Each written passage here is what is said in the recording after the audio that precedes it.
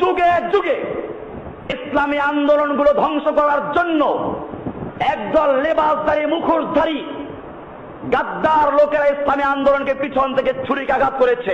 जरा सबर करो। तो चलिए शुरू करते हैं।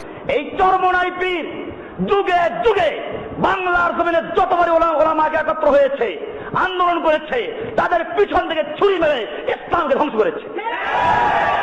আপনারা জানেন ওনার দলের যে নাম ইসলামী শাসনতন্ত্র আন্দোলন, এটা কোনো দল ছিল না।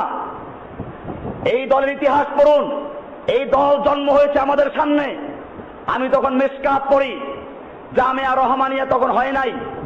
লালবাগ থেকে আমরা এসে জামিয়া মোহাম্মদী হাউজিং এর মালিক হাজী সিরাজউদ্দৌলার দ্বিতীয় তলা বিল্ডিং এ যেখানে সে থাকে, ওই বিল্ডিং এর দোতলায় ওই সময়কার বড় বড় আলেম দেলোয়ার হোসেন সাইদি